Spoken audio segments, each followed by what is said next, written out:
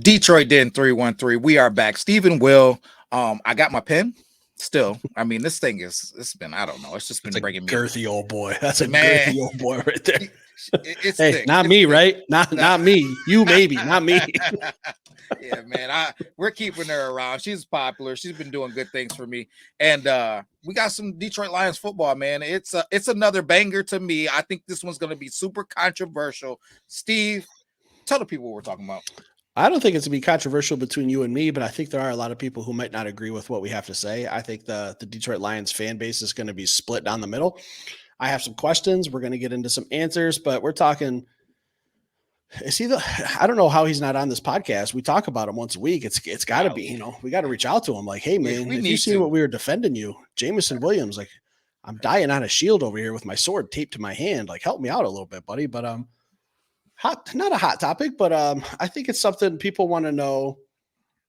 When's the breakout coming, Will? Because he's obviously going to have to wait until next season. But when's it going to come? What's the issue? Man, I'm gonna say this, and this thing stemmed from me. One, there was a comment made on our YouTube, and it wasn't just that though, but that's kind of the one that, as of late, kind of spurred the conversation with me, with friends, co-workers, guys that we coach with, and then just kind of I went down the YouTube rabbit hole seeing what people were saying about Jamo, and I've never seen a guy that's more controversial ever in my life. I think in sports. I just so I don't really understand it, He's but like LeBron James. You either love him or hate him, I guess. And it's it's crazy to crazy. me. I don't get it either, man. Especially in what's happened through the rest of the season. Like, okay, it was a little bit controversial at the beginning of the season. I get it, whatever. But he's done nothing but be consistent to me the back half of the season. So, but J-Mo, man, to me, he's an absolute beast. Now, there was a comment made, and I'm just going to talk about this just because it's just one, and a lot of people feel this same kind of thought process that JMO is pretty much overrated. He's not a premier player. He is not a special NFL player. He's just okay and pretty much overdrafted. I mean, I feel like, just like you said, there's people either on that side of the fence or they think he's a beast. First things first, what side of the fence do you sit on, Steve? I think he's a beast. I think he's very underused, very underutilized. I've said this since day one. Got to get him the ball more. You actually kind of calmed me down a little bit because I was getting worked up. And you said, I think they got a package for him coming to the playoffs. Didn't really see much until the San Francisco game, but then it was still just kind of like the same way that we were used to seeing Jameson Williams. The 49ers just maybe weren't ready for it. So I'm a JMO defender until the day that I can't be anymore, until something happens, something drastic. But I treat this season like it was his rookie year. He Yeah. really didn't get a rookie season with that ACL injury that he had coming out of college in the national championship. So we got to see him a little bit in 2022, but 2023 was really his rookie year. And keep in mind, he was suspended for the first four games, I believe. Yeah. So, it took him a couple games to even get like his legs under him, really. Yeah. Where are you at? Defender? I'm a defender, and I think that you're absolute crazy if you're not a defender of Jameson Williams. I think that I have to, and I'm not here to pick on people. I'm not here to bash people in any type of way. Everybody is entitled to their own opinion. But I think that if you are a football person and you understand football and laying your eyeballs on football, you understand special. And he's special. You don't get the ball and do the things that he does without being special. He's a special talent. When we go to, I can't remember what game it was off the top of my head. Maybe, I believe it might have been Denver when he caught the ball on the sideline, and we're talking about 2 yards of space east and west, and he made the guy miss on the sideline and then ran up the sideline. Yeah, that We was are the talking Denver game. Yeah, we're talking about NFL caliber players in small areas of space. That was the absolute moment that I said, this dude is special. You don't do that if you're not special. And then let's talk about the NFC Championship game that we just had, right? The plays that he made in that game were special. It is not an ability issue, it's a lack of opportunity issue. He got a couple of opportunities, and with those opportunities, he makes plays. If we went to his touchdown per opportunity, I think it would be an interesting stat because that dude has scored a lot of touchdowns for somebody who doesn't get a lot of targets. Steve, am I crazy? No, you're not crazy because I'm looking at the box score from Sunday's game, unfortunately, and it still breaks my little heart. I'm still not over it. He touched the ball 3 times. He had 2 touchdowns. What are we talking about? I will say this. I'm going to play a little devil's advocate. The flea flicker play, Jamo, you should have caught that one. That was a target drop. You should have been 3 catches, 3 touches, or four touches, 3 touchdowns. But you dropped one. I'm still saying it's okay because you still had 2 other touchdowns. I'm not going to put the team on your back, but you did kind of let one slide. But I believe we ended up scoring on that play, that drive. So all is well. But you could have had another one. You really could have put a hammer in our argument for us. But we're still going to go to at bat for you. Yeah. But when I look at these other box scores, like I'm just looking at receptions, 2, 2, 2, 2, 2, 2. Like it's consistently 2. And then against Denver, 4 catches, 7 targets. Now, a lot of people are going to say, oh, he dropped the ball 3 times. A target can be when Jared Goff throws the ball at your feet, or if he throws it 10 yards over your head so that he doesn't take a sack and you were the nearest receiver. That's what a target can be. It doesn't mean you dropped it. So it's a little hard for us to say, when you dropped the ball and when you didn't. Like, yeah, you've dropped some passes. Every receiver has. Josh Reynolds, Monter St. Brown. Like shit happens. It's not like you're out there with a game with 10 drops. But I'm just looking at these targets versus receptions. It's just a consistent number of 2 until the Denver game where he got 4 catches for 47 yards and then 5 the next week against Minnesota. And then it was right back to the standard of 2. Yeah, it's to me, and I know this is going to be a hot take. To me, this is a Ben Johnson issue. To me, right? To have this weapon on your squad and not find a way to get him the ball more on the back half of this season. People want to talk about drops. This dude has been catching the ball the whole back half of this season in traffic, not wide open, in traffic. Guys hanging all over him. He's making catches. He doesn't have a drop issue anymore. That's not even on the table. Watch the film. Watch his targets. It's no longer a thing. Call me crazy. Let's talk about it in the comments. Like, everybody's entitled to their own opinion, but I don't think this dude is somebody that we need to worry about drops with. This is a guy that we should have been finding a way to get the ball. I have an issue with the way that he was targeted, and I also have an issue with, and Steve, you really can tell me if I'm crazy or not, but him running wide open if you're a season ticket holder and get in spots that you may not be able to see if you don't have all 22 or you're not at the games, him running wide open and not getting targeted as well. Steve, am I nuts on that part? No, because I was actually going to lead you down this rabbit hole. I got some questions. I do think it's somewhat Ben Johnson's fault. We drafted this kid 12th overall. And keep in mind, we were picking 32nd in that draft. Dan and Brad got on the phone and moved up 20 spots to draft this kid. You're not moving up that high and using resources on a kid of his potential to get him the ball twice. He's not a blocking receiver. And I'm not saying he doesn't block, but you're not trading up to make him a blocking receiver, which is kind of what we've done. We've used him as a decoy to move other defenders out of the way and to get his blocking out there, which he does very well. You drafted him 12th overall to get the ball in his hands. So here's what I'd like to see next year. I saw this one game, and I can't remember which game it was. I guess we should have went back and looked. But they used him in motion a lot one game. What is Jameson Williams' biggest strength?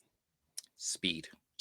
Get his speed going before the play even starts. Even if it's side to side, east and west, a player like him does not take long to get that speed going north and south. Like, if you watch the Miami Dolphins, how they use Tyreek Hill and Jalen Waddle, it's the same way. They get them moving before the snap. They hit them while they have a full range of, or a full head of steam, and let them make plays in space. I mean, sometimes they send them deep. It's just it's a crapshoot. You got to prepare for everything on defense. It's just another wrinkle that I'd like to see. No, I agree. You're dead on, man. You literally took the words out of my mouth when you brought up the motion and you brought up the speed. I was going to reiterate the Miami Dolphins. Like, when these guys are running full speed in motion and these defensive backs are flat footed, they're at a disadvantage. And when you have a guy like Tyreek Hill, and then also to complement him, guys like Jalen Waddle, that's going to keep guys off balance. We have speedy guys on our roster, man.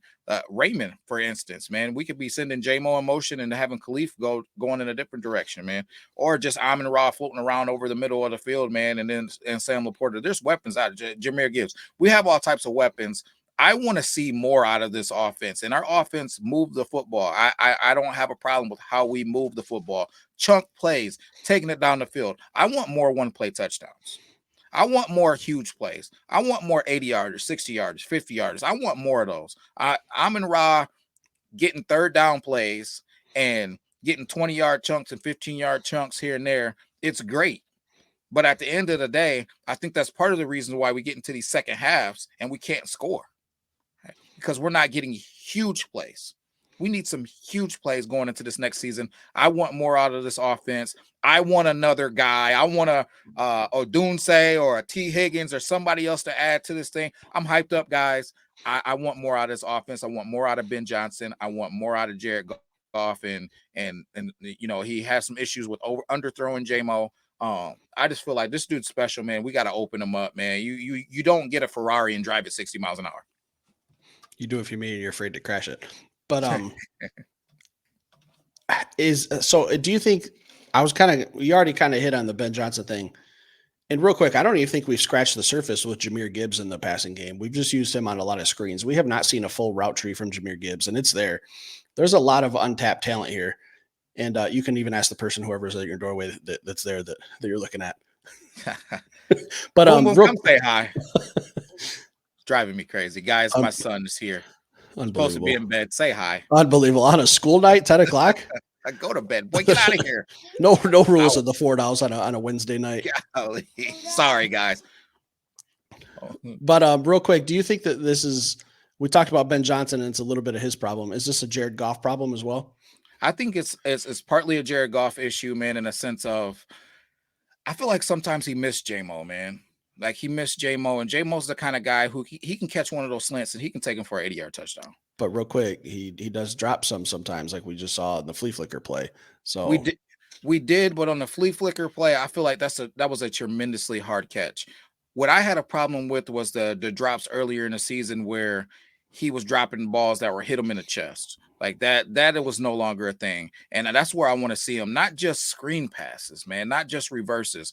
I want to see him catching slants, catching stop routes when he's got the space, because there was so many times this season that when he did get those touches on little curls and little dink and dunk plays where he just got shoelace tackled on a play that looked like it could go for 80. So you got to get a guy like that more touches, man. Yeah, just real quick on that flea flicker play, I'll just say this, and I know I'll get a reaction out of you. Tom Kennedy would have caught it, but we did see a real nice back shoulder throw against the Buccaneers for Jamo. I mean, we need to just see more. We need to just see this kid fully weaponized. So I don't think it's a skill problem. I think it's, say what you want. I just did an episode about Ben Johnson. I'm happy he's here, but I think he has two absolute weapons in the passing game in Jahmyr Gibbs and Jamo that just haven't even been hardly touched yet. So maybe we're just holding out. Maybe this will be the year. So what do you think needs to happen in year 3 for a breakout? I think that we just need to take the training wheels off. We need to maybe go evaluate teams like the Miami Dolphins. It'd be great if we added another weapon, but that's not a priority for me. It's just something to where I'm just being greedy. We have enough with this offense right now to get it done. But I want to talk about one last thing before we move in a different direction and get off of here. What David Montgomery said about Jamo. And if you guys, I apologize. I can't remember what game it was off the top of my head, but when David Montgomery had that super long touchdown, and the Chargers game, and he was running out in front of Jamo, and Jamo ran him down and ran in front of him and started blocking for him like he was an elementary school kid. And David Montgomery said this, it just felt disrespectful that he was that much faster than him. So that's the type of elite speed that we have, right? So if David Montgomery has enough skill to be able to run a 70-yard touchdown, right? What do you think this man can do if he gets out in an open field? I rest my case. He scored a 70-yard touchdown. It'll take him about 6.3 seconds. Right. What are we talking about, man? Yeah, if you blink, you missed it. Right. If you look down to check Twitter, you missed a touchdown. That's how fast he scores. Man, what happened? Yeah, I think year 3 we are going to have a breakout. And I know a lot of people say, oh, you're just saying that because you're a huge Jamo supporter. Yeah, I am a huge Jamo supporter. I also think that like you said, there's some training wheels. There's a lot of stuff. I don't know if it's trust issues or what, how they're using them, but if we get one more receiver, and I do want one more receiver, and I'm not saying first round of the draft, but we've talked about T. Higgins. You mentioned Roma Dunze. We're not doing a full draft show, but to get Roma Dunze, he's not going to fall to 29, but he would be a very, very, very nice piece. We'll get into that later, but I think one more receiver who's explosive. Now, I like Josh Reynolds, but I don't think he's taking the top off anything. I don't think he's taking a 4-yard slant, 75 yards for a touchdown. If we get one more threat in the passing game, and you can let Jahmyr Gibbs just kind of sit back and run the ball and keep in mind what he can do in the receiving game as well, like our offense will be – it'll be like the 99 Rams. Like it'll just be the greatest show on turf. Just track me. Good luck stopping us. And then, we can fix our O-line. We got some question marks on the interior. We can fix that in the draft and free agency. So this offense could be scary. If we get one more receiver and a guard, we're pretty much set, guys. So, I mean, our offense is pretty much is what it is. We're just going to be drafting and doing free agency for depth. Defense is the real issue, but we wanted to talk Jamo. Is he a bust? Is he overrated, underrated, underused? Leave a comment down below. Let us know how you feel. I know we're going to have a split party here. Some of you guys are going to be saying some not nice things, but it is what it is. We're just giving our opinions. Hit that like button. If you're new to this channel, hit that subscribe button, guys. It helps us out a whole lot. Peace.